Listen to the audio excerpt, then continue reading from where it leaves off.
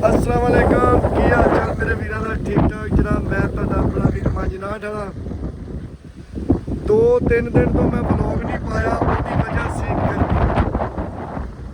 गर्मी इन्नी सी कि इंज लगता सी जिवें सूरज सवा नेजे ते आ गया।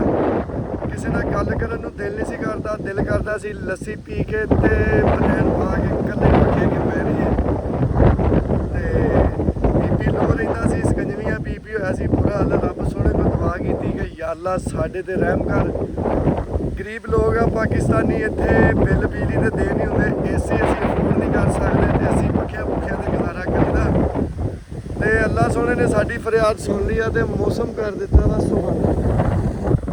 मैनूं उम्मीद आ कि जिन्ना बदल बनिया ना अल्लाह सोहना सोहनी बारिश देगा।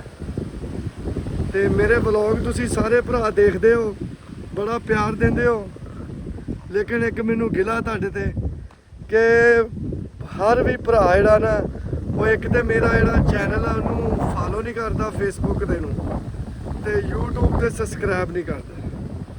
तो जे कोई वीडियो देखता वो लाइक करता तो कमेंट लाजमी कराया करे, क्योंकि कमेंट करने नाल पता लगता कि केड़ा बंदा केड़ी जगह तो मेरी वीडियो देख रहा वा। कमेंट दे विच लाजमी दस्सिया करो ते मेरे व्लॉग तुहानूं किदां दे लगदे आ वो भी दस्सिया करो।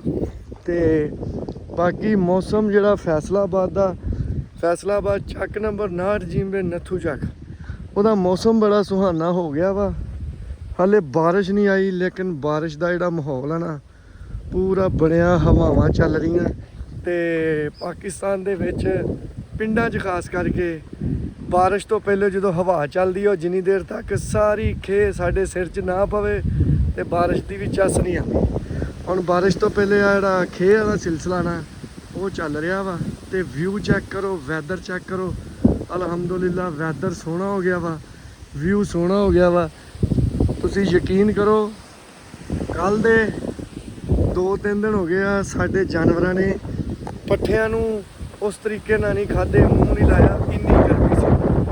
जानवरां नूं गाइयां नूं बुखार हो गया गर्मी नाल ते बेज़बान तड़फदे नहीं सी वेख हुंदे ते बड़े उन्हां नूं शक्करां वाले पानी ते बड़ी उन्हां दी केयर कीती। छावें बन्न गाइयां नवाइयां, बकरे नवाए ताकि उन्होंने सुकून होवे।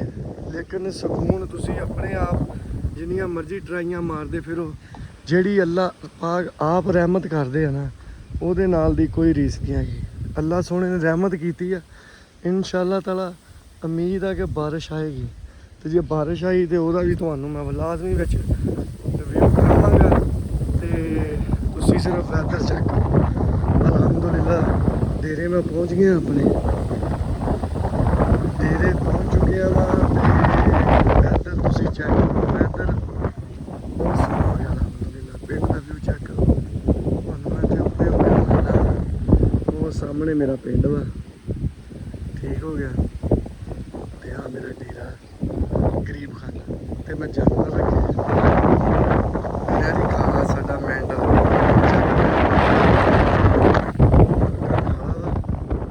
इंशाअल्लाह ताला बारिश बिल्कुल लागे। अल्लाह करे बारिश आए, बारिश आवे, खुली बारिश आवे, अपनी रहमत की बारिश आवे ताकि जिंद परिंद इंसान जवान हर चीज़ में सुकून हो जाए।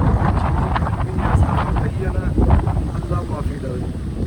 यकीन मनो बंदे ते इंसान इंसान हैवान परिंदे जानवरों ने भी मूँह अड्ड लए। मैं तुहानूं दस्सन दिया कल जानवरों ने पट्ठे नहीं खाधे, चारा नहीं खाधा। इस तरह से जिवें सारिਆਂ ਨੂੰ बुखार होया। बड़ा साडे वास्ते परेशानी का बाइस बने। असीं फिर बड़ियां मैडिसन भी दित्तियां, जानवरों को अपना ग्लूकोज भी पिलाया, शक्कर वाले पानी पिलाए ठंडे कर करके। अल्लाह पाक इन्हां नूं अपने हिफ्ज़ो ईमान च रखे। ते मौसम बारिश आने वाली है ते इंशाअल्लाह ताला जे बारिश आंदी है ते तुहानूं बारिश भी विजिट करावांगे। 2 दिन व्लॉग सिर्फ गर्मी की वजह तो नहीं पिया। मेरी एक सारे भैन भरावां अगे रिक्वेस्ट आ कि जेड़ा बंदा भी मेरा व्लॉग देखदा वा वो किहड़े ज़िले तो किहड़ी जगह तो देखदा वा विच कमेंट लाजमी दस्सिया करे। मेरा व्लॉग उन्हां नूं किदां दा लगदा ते चैनल नूं फॉलो करना, फेसबुक पेज नूं, यूट्यूब नूं सबसक्राइब करना। दुआवां जी याद रखियो। तुहाडा अपना वीर मंजनाट।